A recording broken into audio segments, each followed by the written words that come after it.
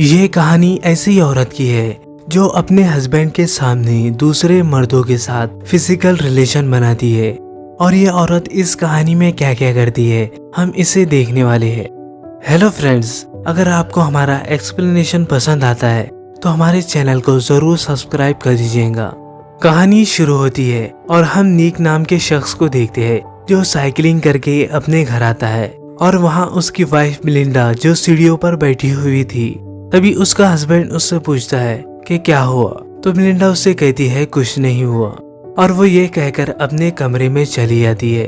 यहाँ हमें पता चलता है कि इन दोनों के रिश्ते कुछ ठीक नहीं है। इसके बाद मिलिंडा नीक को अपने कमरे में बुलवाती है और उसे ड्रेस पसंद करने के लिए कहती है। फिर वो दोनों एक पार्टी में चले जाती है। वहाँ मिलिंडा का फ्रेंड जॉर्ज भी आया हुआ था।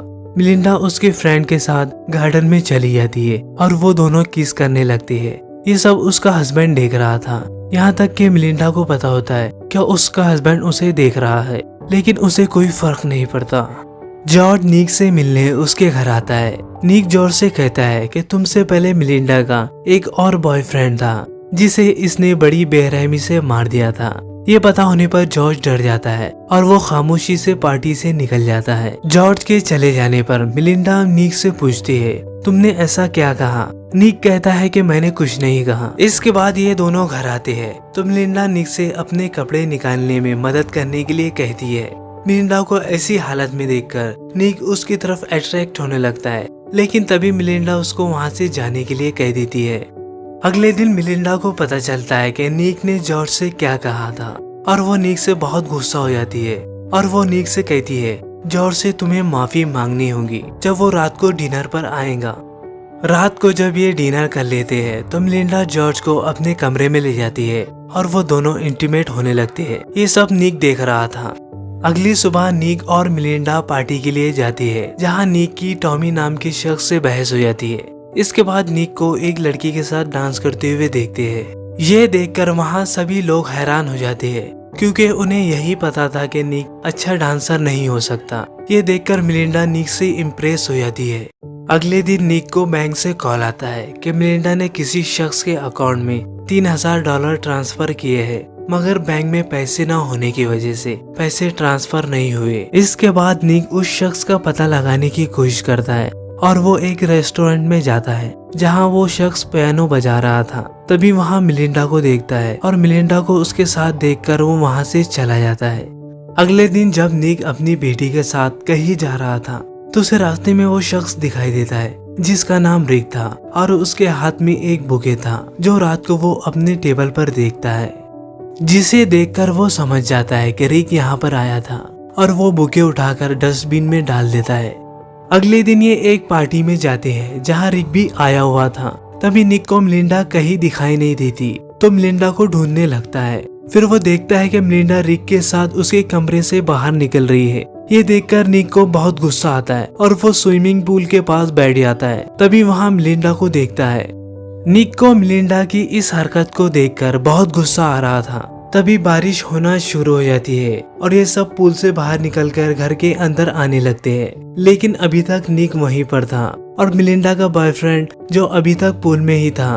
तभी निक मौके का फायदा उठाकर रिक को पानी में डुबोकर जान से मार देता है और वापस घर के अंदर चला जाता है। तभी मिलिंडा को रिक कहीं नजर नहीं आता तो वो उसे बाहर देखने के लिए जाती है। फिर रिक की बॉडी को वो पूल पर देखती है, पर ये देखकर मिलिंडा जोर से चीखती है और जब ये सब लोग रिक की बॉडी को पूल से निकालते हैं तब तक रिक की डेथ हो चुकी थी। अब यहाँ पुलिस आती है और सबसे इन्वेस्टिगेशन करना शुरू कर देती है। तभी मिलिंडा कहती है निक ने ही रिक को मारा है, लेकिन इसका सबूत नहीं होने पर पुलिस वहाँ से चली जाती है।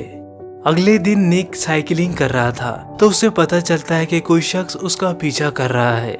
कुछ दिन बाद निक बाहर जा रहा था तब उसे वही कार दिखाई देती है जो उस दिन उसको फॉलो कर रही थी। ये कार रेस्टोरेंट के बाहर पार्क थी। जब निक अंदर जाता है तो मिलिंडा को उस कार वाले शख्स के साथ देखकर वो हैरान हो जाता है और बातों ही बातों में उस शख्स से निक उसके बारे में पूछता है और वो समझ जाता है कि ये कोई जासूस है जिसे टोनी ने उसके पीछे लगवाया है। अगले दिन निक टोनी के घर जाता है और उसकी वाइफ से कहता है कि तुम्हारे हस्बैंड ने मेरे पीछे एक जासूस लगवाया है, और वो ये कहकर चला जाता है। और ये सब पता होने पर उसकी वाइफ बहुत गुस्सा होती है। फिर हम मिलिंडा को एक और मर्द के साथ देखते हैं जिसका नाम नील्सन होता है। नील्सन को अपने घर डिनर के लिए बुलवाती है और उसके हस्बैंड से भी मिलवाती है। डिनर होने के बाद मिलिंडा नील्सन को अपने कमरे में बुलवाती है और ये दोनों इंटीमेट होने लगते हैं। और इस बार भी निक उसे देख रहा था और उसे बहुत गुस्सा आता है। अगले दिन निक उसके ऑफिस के बाहर नील्सन का इंतजार कर रहा था। जब नील्सन बाहर आता है तो निक उसे घर छोड़ने के बहाने उसे जंगल ले जाकर जान से मार देता है और उसकी लाश पर बड़ा सा पत्थर बांध देता है और उसे पानी में डुबो देता है। ये सब खत्म करने के बाद वो घर आता है। अगले दिन मिलिंडा निक से पिकनिक पर जाने के लिए कहती है तो निक उसकी बात को मान जाता है और उसे वहीं ले जाता है जहां उसने नील्सन को जान से मारा था। घर जाते वक्त नील्सन के हाथ को पानी में देखता है मगर उस वक्त वो कुछ भी नहीं कर सकता था। अगले दिन वो वापस आकर नील्सन की लाश को ठिकाने लगाता है। तभी अचानक वहाँ टॉनी आ जाता है और ये सब करते हुए निक को देख लेता है। अब टॉनी अपनी जान बचाने के लिए भागता है। निक भी उसका पीछा करता है मगर टॉनी की कार की स्पीड ज्यादा होने की वजह से कार आउट ऑफ कंट्रोल हो जाती है, जिसकी वजह से कार खाई में गिर जाती है और मौके पर ही टॉनी की मौत हो जाती है। इसके बाद हम मिलिंडा को देखते हैं जो निक का सामान देख रही थी। तभी उसे नील्सन का पर्स मिलता है जिसे देखकर वो समझ जाती है कि उसके सभी बॉयफ्रेंड को निक ने मारा है और वो इससे परेशान होकर निक से हमेशा दूर जाने का फैसला करती है। लेकिन मिलिंडा की बेटी कहीं जाना नहीं चाहती थी, वो सिर्फ अपने फादर के साथ रहना चाहती थी। तभी हम निक को देखते हैं जो साइकिलिंग करके घर आता है और मिलिंडा मूवी की शुरुआत की तरह सीढ़ियों पर बैठी हुई थी और ये कहानी यहाँ पर खत्म हो जाती है। हेलो फ्रेंड्स, अगर आपको ये वीडियो अच्छी लगी तो हमारे चैनल को जरूर सब्सक्राइब कर दीजिएगा।